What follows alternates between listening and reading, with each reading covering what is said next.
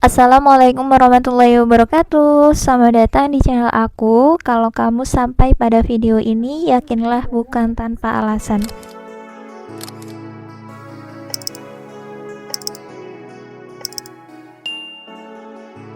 Teman-teman, pernah nggak sih kepikiran kalau ternyata hidup kita jadi lebih terasa hidup saat ada mimpi yang benar-benar pengen dikejar?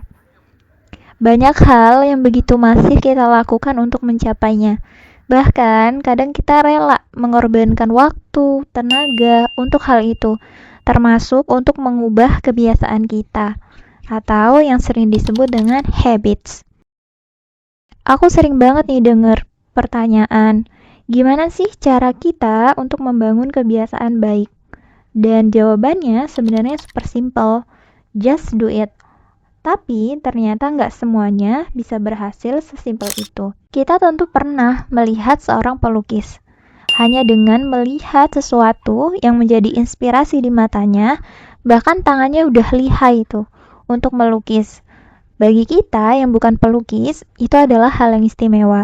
Tapi bagi mereka itu biasa aja. Bagi seorang atlet, latihan olahraga selama 1 jam setiap hari itu biasa.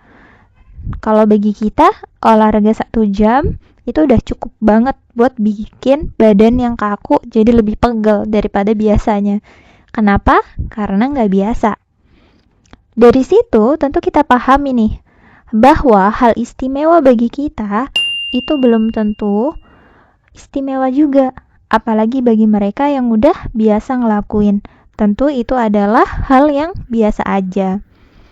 Ada salah satu buku yang ditulis oleh Ustadz Felix yang judulnya tuh How to Master Your Habit. Isi di buku itu jadi salah satu bagian favorit aku. Tentu tentang bagaimana membangun sebuah habits dari nol. Fokusnya juga tentang bagaimana membentuk kebiasaan baik untuk produktivitas dan ketaatan. Sebenarnya habits itu adalah program. Dan program itu tentu semua orang bisa lakukan, baik yang udah punya atau baru mau mulai. Mungkin dari kesekian banyak habits yang kita punya, ada beberapa habits baru atau yang lebih baik yang pengen kita bangun atau yang pengen kita biasakan. Mulai dari hal sederhana, misalnya sholat tepat waktu, bangun subuh, baca al-waqiah setelah subuh, dan juga mungkin sholat duha. Nah, di dalam isi buku yang ditulis oleh Ustadz Felix Yao tersebut, habits itu datang dari pengulangan aktivitas tertentu. Karena masa depan yang menentukan aktivitas apa yang kita lakukan hari ini, maka akan lebih baik kalau kita sering-sering untuk berpikir tentang masa depan. Agar tujuan yang kita inginkan atau yang ingin kita capai itu jelas.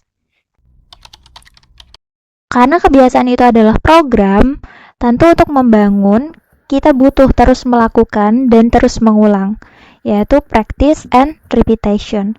Sederhananya, kita perlu melakukan hal ini selama 30 hari berturut-turut secara konsisten, tanpa ketinggalan 1 hari pun. Karena yang namanya habits itu adalah pembiasaan, dan tentu saja pembiasaan memerlukan konsistensi.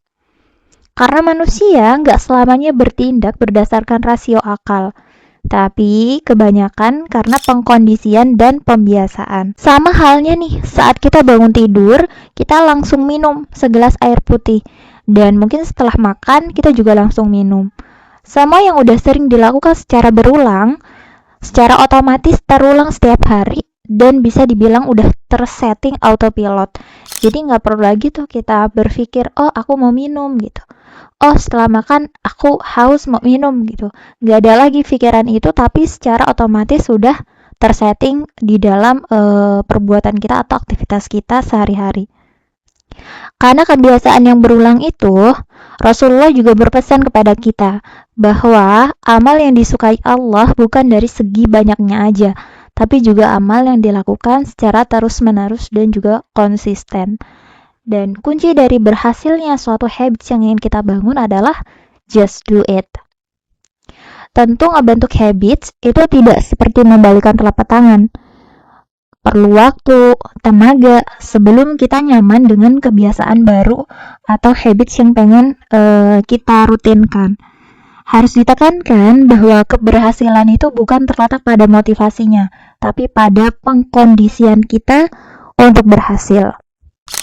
Ada 3 milestone yang dapat kita jadikan panduan dalam membentuk habits. Para pakar juga menunjukkan begitu. Jadi dari pengalaman orang banyak, ternyata ada 3 milestone ini. Yang pertama, bahwa bila suatu aktivitas dilakukan secara konsisten dan kontinu dalam 30 hari, maka habits baru akan terbentuk. Hanya saja ini masih sangat rapuh dan keinginannya untuk kembali kepada habits lama itu lebih besar daripada melanjutkan habits yang baru. Kemudian untuk milestone yang kedua itu terletak pada 3 kali 30 hari atau 90 hari, di mana habits baru akan lebih kuat. Keinginan untuk melanjutkan habits baru akan sama kuatnya sebagaimana kita ingin kembali kepada habits yang lama. Dan yang ketiga itu 10 kali 30 hari atau 1 tahun. Dan insya Allah habits yang telah kita bentuk itu telah solid dan menjadi program yang hampir permanen, otomatis terjadi pada diri kita seperti gerak refleks gitu. Nah, jadi ada 3 milestone ini yang perlu kita kuatkan atau kita rutinkan agar habits yang pengen kita bentuk itu tuh benar-benar permanen. Jadi nggak semudah itu ya teman-teman, dan nggak secepat itu, tapi semuanya melalui proses yang benar-benar harus kita fokuskan. Makanya butuh tujuan atau sasaran yang jelas mengapa kita melakukan aktivitas ini. Karena kalau nggak ada pengkondisian gitu, kalau hanya dengan motivasi tanpa ada pengkondisian, itu mustahil banget bakalan berhasil. Kita nggak tahu pasti nih berapa tepatnya waktu yang kita perlukan untuk menjadi seorang expert dalam sebuah habits. Yang jelas kita tahu bahwa semakin bermutu keahlian yang kita kuasai, maka semakin besar pula tenaga yang harus dikerahkan. Dan tentu saja waktu yang harus disediakan juga semakin lama. Ustadz Felix Xiao untuk mencapai taraf sebagai pembicara nasional semenjak dimulai itu sampai perlu waktu 5 tahun. Untuk menyampaikan inspirasi Islam dan menggunakan multimedia pada tahun 2005. Dan perlu waktu 13 tahun bagi Ronaldinho untuk menjadi pemain terbaik dunia. Sekitar 10 tahun seorang dokter menjadi dokter ahli, dan lebih lama lagi untuk benar-benar menjadi seorang ahli. Kemudian perlu waktu 25 tahun bagi Donnie Yen untuk memproduksi film sekelas film Ip Man. Tapi hanya perlu waktu 3 bulan untuk menjadi expert ahli menyapu lantai. Jadi semua itu memang gak ada yang lebih tepat gitu, atau gak ada yang tahu seberapa waktu atau seberapa lama waktu yang kita butuhkan untuk mencapai expert di bidang kita. Yang jelas semakin banyak tenaga, kemudian semakin banyak waktu yang kita sediakan gitu, maka semakin expert pula kita dalam habits tersebut. Di dalam sebuah penelitian juga menyampaikan bahwa seseorang baru akan menjadi ahli dalam bidang yang dia pilih setelah dia berlatih selama 10.000 jam di bidang yang ia fokuskan. Dan jika kita berlatih 3 jam dalam 1 hari dalam bidang yang ingin kita kuasai, maka perlu 10 tahun bagi kita untuk mencapai 10.000 jam itu. Jadi kalau pengen nih 5 tahun menjadi seorang ahli, maka harusnya latihan kita itu tingkatkan menjadi 6 jam per hari. Dan perlu kita sampaikan pula nih, tidak ada yang menjadi expert tanpa melalui waktu latihan 10.000 jam. Maka mulai sekarang, mulailah rajin berlatih dan mengulang-ulang latihan supaya segera menjadi expert. Kenapa sih kita harus semaksimal mungkin untuk menciptakan habits dan kita harus expert di dalamnya? Coba lihat deh teman-teman, dunia itu nggak selalu berpihak pada orang yang biasa aja, tapi dunia selalu berpihak pada orang-orang yang istimewa, yang punya kelebihan, yang punya expert tertentu. Dan ingat bahwa itu bukanlah keberuntungan, itu adalah salah satu contoh yang nyata di depan kita. Kita juga harus lihat nih contoh, ketika hendak kita membeli makan malam gitu, kita dihadapkan pada 2 gerobak sate dengan resep makanan yang sama. Namun yang satunya tuh ramai dengan pembeli, yang satunya itu gak ada sama sekali pembelinya. Nah, kira-kira mana nih yang akan kita pilih? Pasti kebanyakan orang akan memilih yang ramai. Kenapa? Karena logikanya orang akan berpikir nih, tidak mungkin seramai itu semua orang itu lidahnya tuh salah. Pasti lebih enak yang ramai. Jadilah yang ramai bertambah ramai dan yang sepi semakin sepi. Kalau kita ingat gitu, bahwa orang yang nggak cerdas itu nggak akan mau menghabiskan uang untuk baca buku karena makanan lebih baik. Mereka menganggap bahwa makanan lebih memberikan efek yang nyata karena nggak membeli dan membaca buku, maka pengetahuannya pun sempit dan menjadi semakin tak cerdas. Semakin tidak cerdas seseorang, maka makin malas pula dia untuk membeli dan membaca buku.